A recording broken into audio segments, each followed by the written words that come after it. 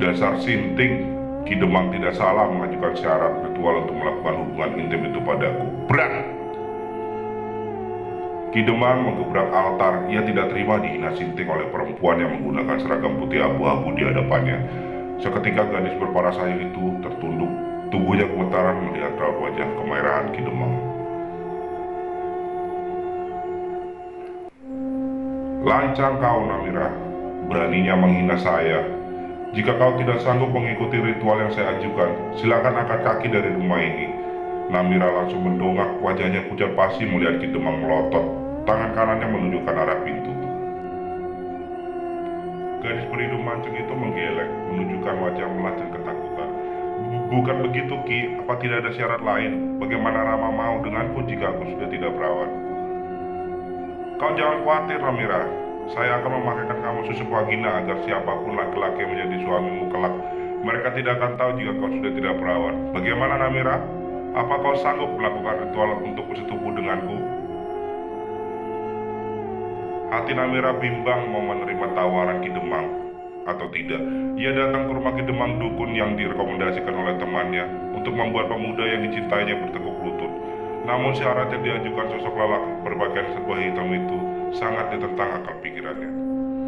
Akan tetapi Namira tidak ingin kehilangan pemuda yang dicintainya. Pergilah dari rumahku bila kau tak sanggup melakukan syaratnya. Jangan pernah menyesal setelah mengetahui pemuda yang kau cintai menjalin hubungan dengan sahabatmu, bahkan musuhmu sekalipun. Ki Demang menatap Namira sinis, bibirnya tersungging melihat keterkejutan di wajah cantik Namira. Hati Namira semakin gamang. Ia tidak ingin Rama, pemuda yang dicintainya, melakukan hati pada sahabatnya ataupun musuhnya.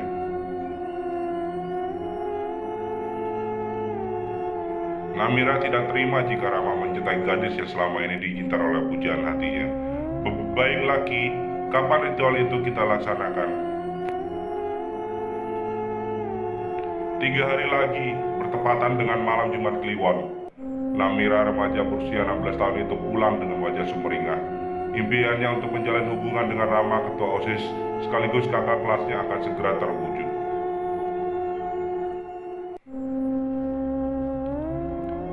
Namira tidak sabar menjadi primadona dan gadis yang dikenal satu sekolahan.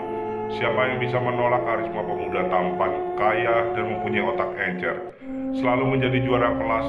Tak hanya itu, Rama disebut sebagai pemuda tertampan di SMA Tunas Bangsa.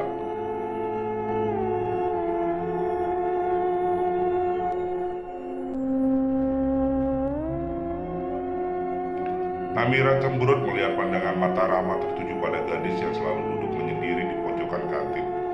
Ia tahu jika Rama mencuri pandang pada gadis yang terkenal pendiam. Namun Namira tidak mengetahui nama adik kelasnya itu.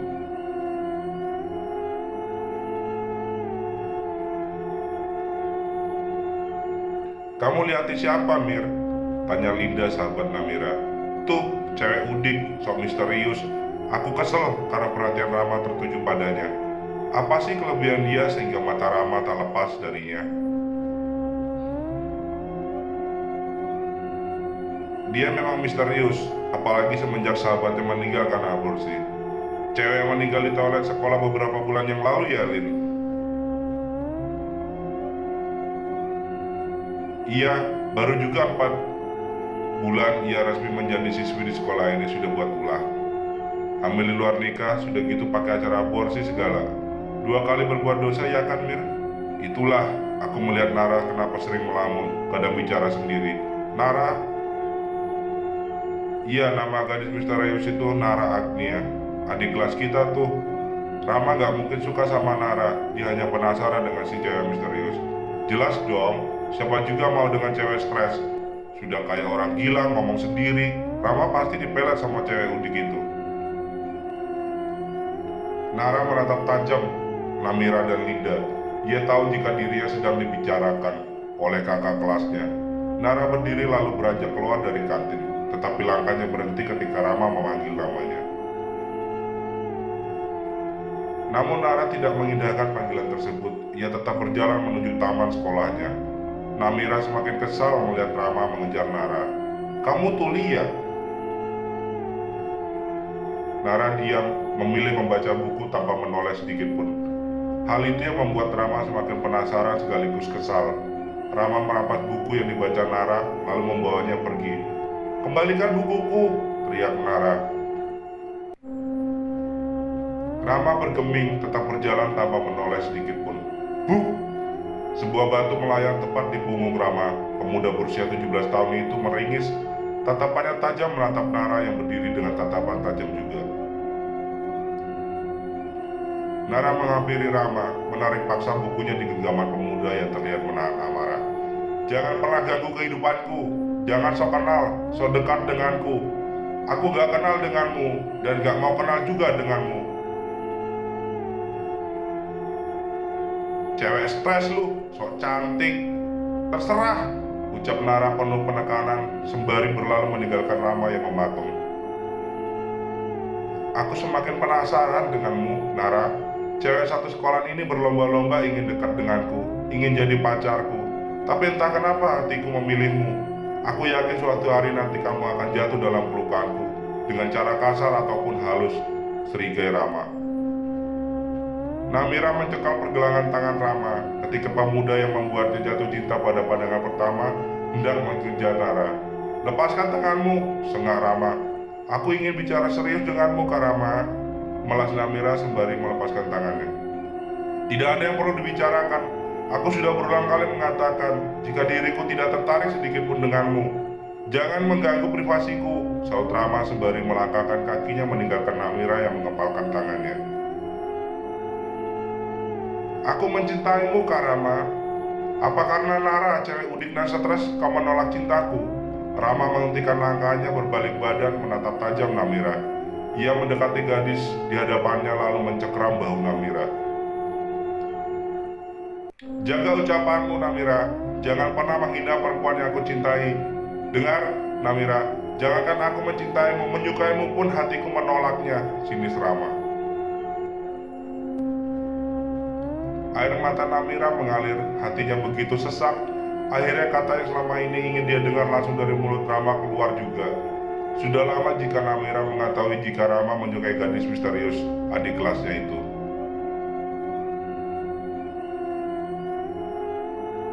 "Aku pastikan kamu tidak akan pernah bersatu dengan Nara. Kamu hanya milikku, Rama," ucap Namira sembari melepaskan cengkeraman tangan Rama. Kemudian berlari meninggalkan pemuda berwajah tampan itu. "Dasar gila, jangan mimpi kamu, Namira," bentak Rama. "Aku memang gila, Rama. Kamu yang sudah membuatku tergila-gila denganmu. Kamu akan menyesal karena sudah menolak cintaku, Rama. Kamu juga akan melihat Nara, gadis udik itu menderita," gumam Namira seraya menyeka air mata dengan kasar. "Aku sudah bilang jika Rama lebih memilih Nara, cewek misterius yang so cantik itu, ketimbang dirimu. Apa kamu sudah menemui Ki Demang, Mir?" Namira celingukan menoleh ke kanan ke kiri. Ia takut jika ada yang mendengar ucapan cinta sahabatnya sedari kecil.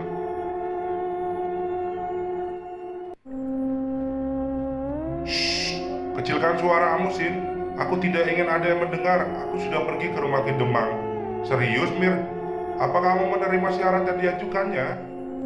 "Kenapa kamu tahu jika ada persyaratan yang diajukan Ki Demang, Sin?" tanya balik Namira. "Jelas aku tahu, Mir. Semua orang yang datang ke dukun meminta sesuatu pasti akan melakukan sesuatu ritual sebagai syaratnya. Apa kamu pernah bersetubuh dengan Ki Demang, Sin?" tanya Namira dengan suara lirih. Ia tidak ingin ada yang mencuri dengar obrolan mereka.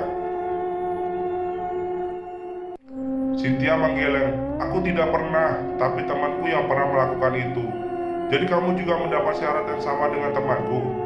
Namira mengangguk. Apa dia berhasil mendapatkan sesuatu yang diinginkannya?